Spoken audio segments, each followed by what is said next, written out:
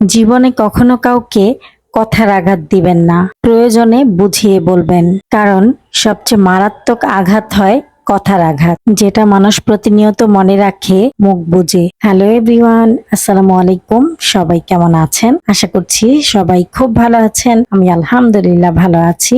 এই তো চলে আসলাম আরেকটি নতুন ব্লগ নিয়ে। আশা করছি সবাই একটা লাইক দিয়ে শুরু থেকে শেষ পর্যন্ত দেখবেন। সকালের নাস্তার জন্য পাতলা খিচুড়ি রান্না করেছি, গরুর মাংসের তরকারি ছিল। কয়েকদিন আগের ভিডিও, এটা ব্যস্ততার কারণে দেওয়া হচ্ছিল না, তো ভাবলাম আজকে আপনাদের সাথে শেয়ার করি ভিডিওটা। নাস্তা করার পর কিছুক্ষণ রেস্ট নিয়ে চলে আসলাম আবার দুপুরের জন্য রান্না করতে। প্রথমে ডাল আর ভাত বসিয়ে দিলাম। ডালটা আমি সবকিছু দিয়ে ঘুটে নিয়েছি, এখন বাগার দিব। টমেটো ডাল রান্না করছি। এখন কিন্তু টমেটো ডাল ভালোই লাগে, এমনিতে কোনো কিছু ছাড়া ডাল রান্না করলে কিন্তু খেতে ভালো লাগে না। এই তো ডাল হয়ে গেছে, এখন কচুরমুখী দিয়ে চিংড়ি মাছ দিয়ে রান্না করব। তেলের উপর পেঁয়াজ কুচি দিয়ে দিলাম, তারপর দিয়ে দিলাম চিংড়ি মাছ। চিংড়ি মাছটা হালকা করে ভাজলে খুব সুন্দর ঘ্রাণ আসে তরকারিতে চিংড়ি মাছের।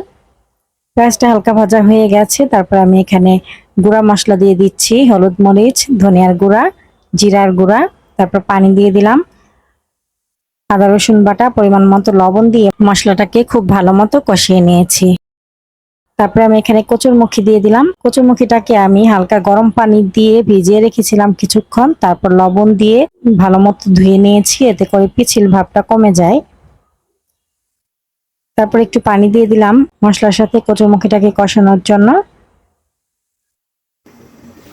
এখন আমি ঝোলের জন্য পানি দিয়ে দিচ্ছি। কচুরমুখীটা কষানো হয়ে গেছে, একটু বেশি পরিমাণে পানি দিব, কারণ কচুরমুখীতে পানিটা কিন্তু পরে টেনে যায়, এই জন্য একটু বেশি করে দিলাম। আর এখন আমি ইলিশ মাছের ডিম ভুনা করব। কিছুদিন ধরে এই ফ্রিজে পড়েছিল, ডিমটা একটু কেমন যেন হয়ে গেছে, তাই ভাবলাম যে আজকে ভুনা করে ফেলি।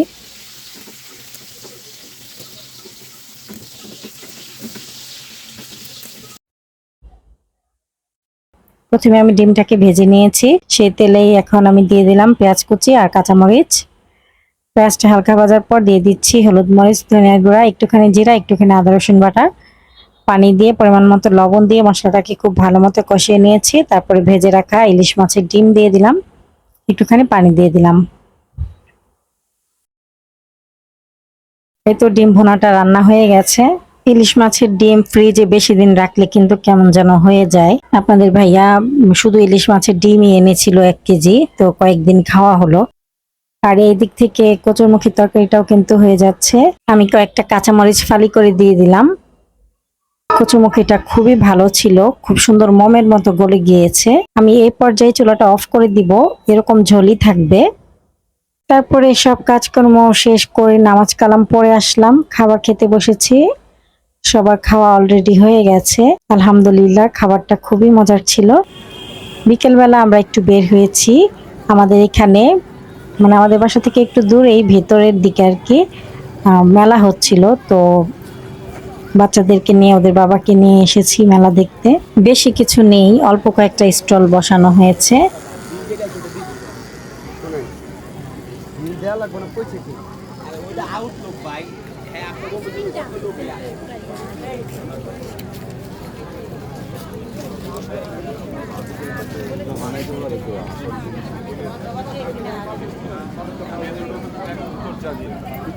হ্যাঁ হ্যাঁ, আমি ওইটাই শুনলাম। আরে ফেরি পারে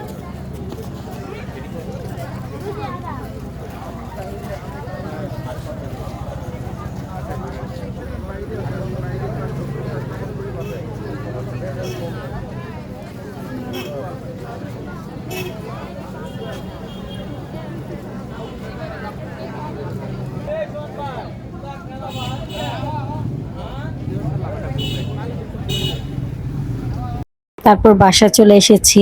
রাতের জন্য ভাবলাম যে চিতই পিঠা বানাই, গরুর মাংসের তরকারি আছে। এখানে আমি চালের গুঁড়া নিয়েছি, পরিমাণ মতো লবণ দিয়ে দিলাম, কুসুম গরম পানি দিয়ে ভালো মতো মিক্সড করে 10 মিনিট রেখে ব্লেন্ড করে নিয়েছি। এখন পিঠা বানাচ্ছি। আলহামদুলিল্লাহ প্রথম পিঠাটাই দেখেন কত সুন্দর ফুলেছে। প্রত্যেকটা পিঠাই এরকম ফুলকো ফুলকোই হবে।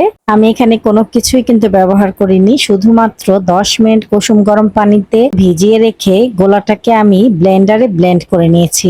এই কারণেই কিন্তু এরকম ফুলে যাচ্ছে পিঠাগুলো। ভিডিওটি ভালো লাগলে প্লিজ একটি লাইক দিবেন।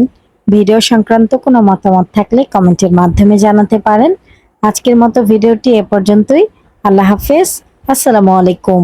আমাকে সাপোর্ট করার জন্য আমার ভিডিওটি চাইলে একটা শেয়ার দিতে পারেন। সবাইকে অসংখ্য ধন্যবাদ আমার ভিডিওটি এতক্ষণ দেখার জন্য।